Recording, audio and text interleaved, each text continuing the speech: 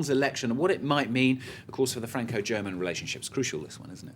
Yes, and does the end of Sarkozy mean the end of the relationship that we've seen between France and Germany, The Atlantic is asking. They say that during the campaign, Hollande campaigned almost as much against German-backed austerity policy, that is to say, really directly against Angela Merkel as he did against Sarkozy. So we can expect their relationship to be perhaps a little difficult to start with. It seems clear that Hollande doesn't really intend to privilege his relationship with Germany, which is interesting because if you look back at the history of French foreign policy, for all presidents since 1945, Germany has been their most important partner. Of course, it's the French and German relationship together that built the EU, which at its very origin was a trade agreement made in 1949 to begin with to stop the French and Germans from coming to conflict again. So if Germany isn't Hollande's most important foreign partner, that would be a significant departure for France as a whole. But they say that while obviously economic integration will remain, the era of long moonlit beach walks between the French and German leaders is probably over. Could well be. Could be bad news, though, for the euro, though, couldn't it?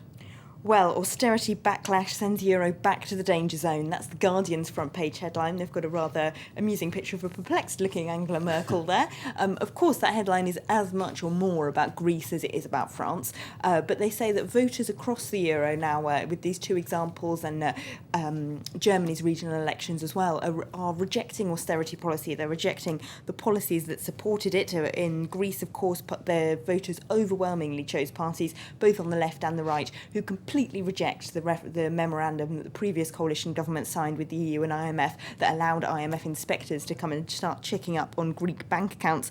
So, and Germany then has made it clear that Greece's next slice of bailout cash is going to be dependent on it sticking to those budget limits that the previous government signed up to. So does this now mean then that the tide is changing across Europe, and poor Greece is likely, even more likely then with this new chaotic political situation, to default and find itself outside of the Eurozone pretty quickly?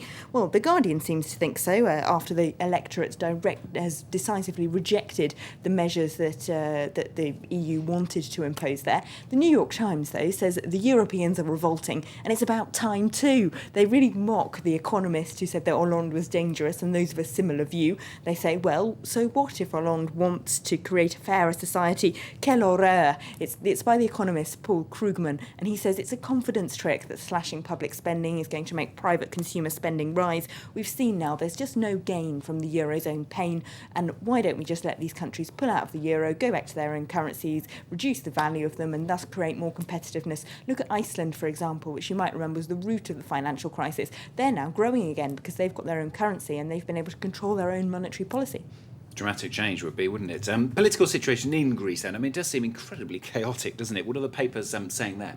Well, on Casimirini on their front page says, of course, that the first attempt to create a unity government has failed. The Conservative Party New Democracy came top. Their leader, Antonis Samaras, had to accept last night he can't form a government. So it then falls to the far left party, whose leader is called Alexis Tsipras, I think, can't pronounce it terribly well, who's now going to attempt to create a left-wing coalition. Now, the paper Katimerini, that one there, is quite conservative and has supported the austerity policies, but they say we've got to accept now that Greek voters have rejected them. And if we're going to have social peace in Greece, as opposed to people rioting on the streets, then what we need is to allow the far left to put their policies in place to form a left-wing coalition. And if that means they're going to insist on Greece's debts being written off, and as a result, Greece has to default and fall out of the euro even, well, that's what Greek voters seem to have asked for, so then that's what they should get, according to Katimerini. The Guardian is explaining a little bit more who exactly Syriza, this far-left party, are, where have they come from.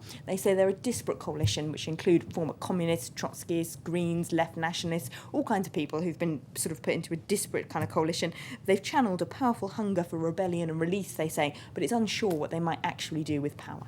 Elena, thanks very much. Elena Casas with the international papers. Here's the